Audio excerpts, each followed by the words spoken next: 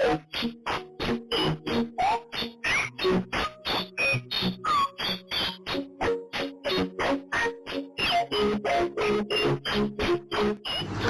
semua, kami dari kelompok 4 kelas 11 4. Kami di sini membuat video tentang permainan tradisional.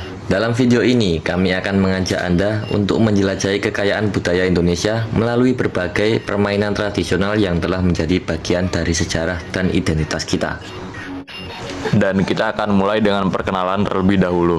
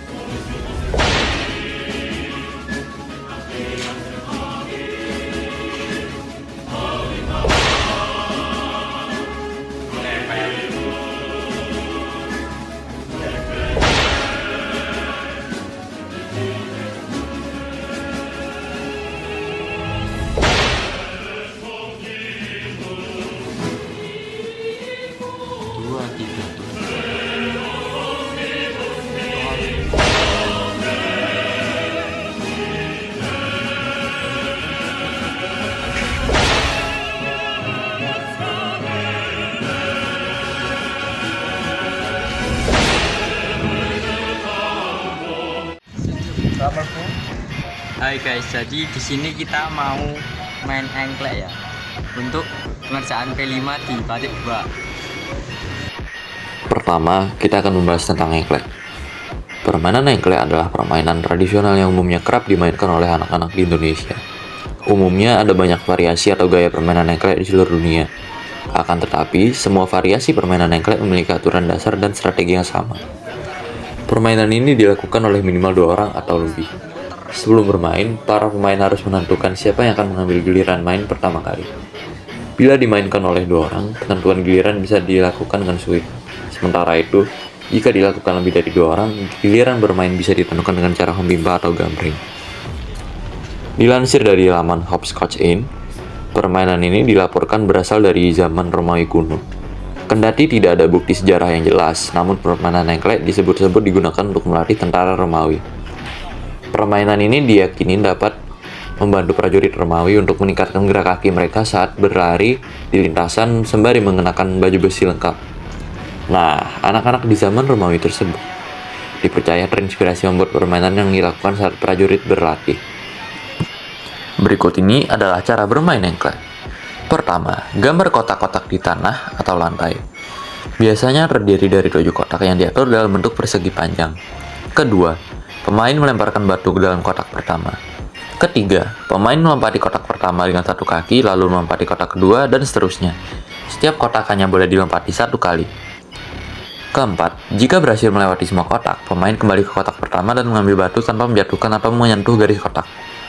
Kelima, pemain mengulang langkah-langkah di atas, tetapi kali ini melemparkan batu ke dalam kotak kedua.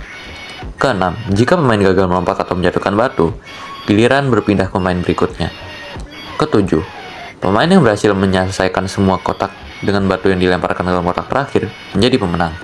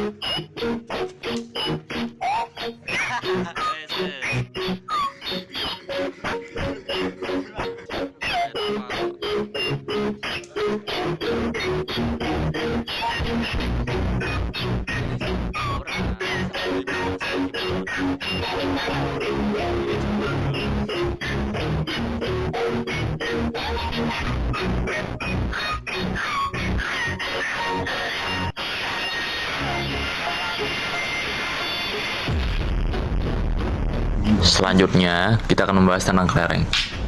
Permainan kelereng adalah jenis permainan tradisional yang berbentuk bulat dan terbuat dari kaca atau tanah liat. Kelereng dapat dijadikan sebagai permainan anak yang bersifat rekreatif, edukatif, dan kompetitif. Tak hanya itu, kelereng juga dapat dikoleksi dengan tujuan nostalgia karena memiliki warna dan motif yang estetik. Pada beberapa daerah di Indonesia, kelereng memiliki sebutan lain yang berbeda-beda.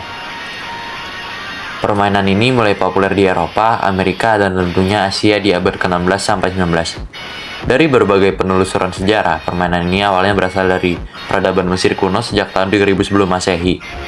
Di Mesir, kelereng terbuat dari tanah liat atau batu.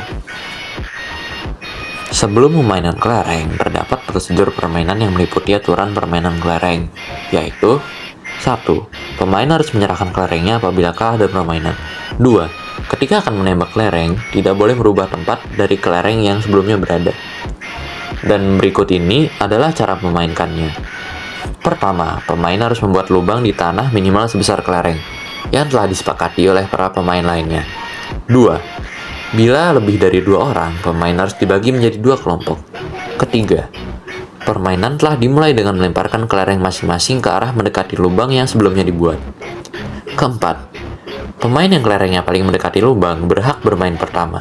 Kemudian urutan selanjutnya disesuaikan dengan jarak dekat antara kelereng yang dilempar dengan lubang yang dibuat. Kelima, pemain yang berhasil memasukkan kelerengnya ke dalam lubang mempunyai kesempatan untuk menyerang lawannya. Ketika lawan terkena serangan tersebut, kelereng lawan tidak dapat dimainkan lagi atau dikatakan mati. Keenam, pemain yang belum memasukkan kelerengnya pada lubang yang telah dibuat tidak bisa menyerang dan mematikan kelereng yang lain.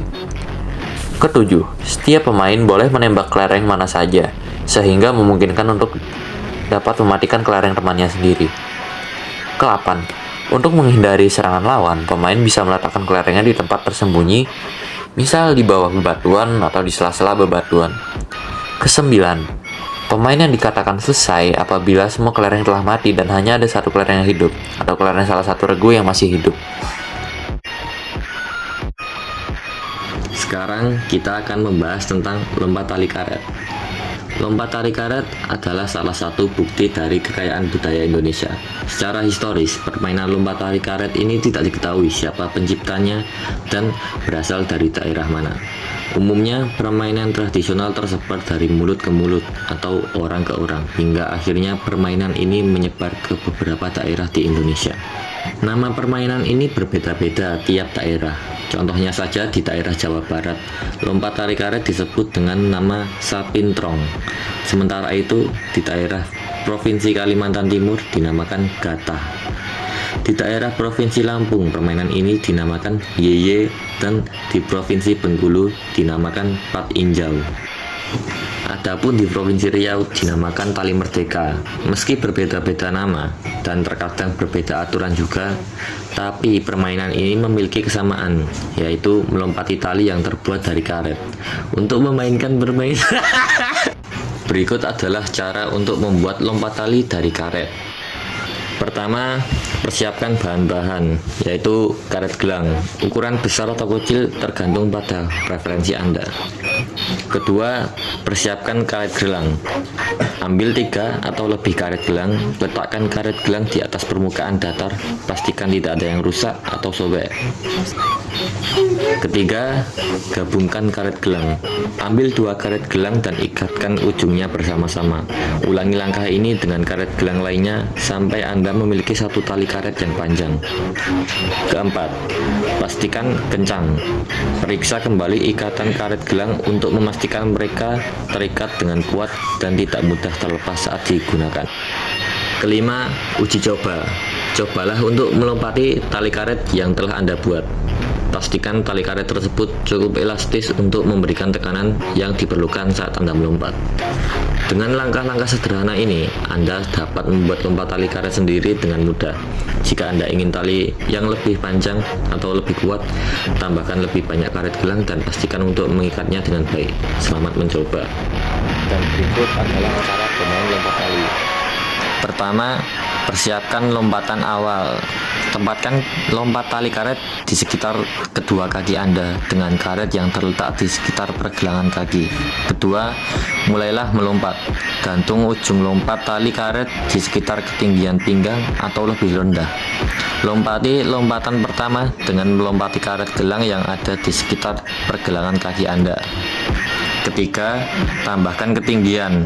Setelah Anda berhasil melompati lompatan pertama, tambahkan ketinggian dengan memindahkan lompat tali karet ke atas, seperti ke arah pinggang atau lebih tinggi. Keempat, teruskan tangan. Lanjutkan proses ini dengan menambahkan ketinggian setiap kali Anda berhasil melompati lompatan sebelumnya. Jika Anda berhasil melewati ketinggian tertentu, Anda dapat mencoba teknik lompatan yang lebih rumit, seperti melompat dengan satu kaki atau melakukan putaran di udara. Kelima, tantang diri sendiri. Wanjay. Tetaplah bersemangat dan tantang diri sendiri untuk mencapai ketinggian yang lebih tinggi atau melakukan teknik lompatan yang lebih sulit. Keenam, berlatih. Seperti halnya dengan keterampilan lainnya, latihan membuat sempurna. Berlatihlah secara teratur untuk meningkatkan kekuatan dan koordinasi Anda dalam bermain lompat tali karet sendiri. Bermain lompat tali karet sendiri membutuhkan konsentrasi, koordinasi, dan ketahanan. Tetap bersabar dan terus berlatih, dan Anda akan melihat kemajuan dari waktu ke waktu. Selamat bermain. Ciao. Dan dengan demikianlah video untuk proyek penguatan profil pelajar Pancasila dari kelompok 4 kelas 11 4 tentang permainan tradisional. Sekian, terima kasih.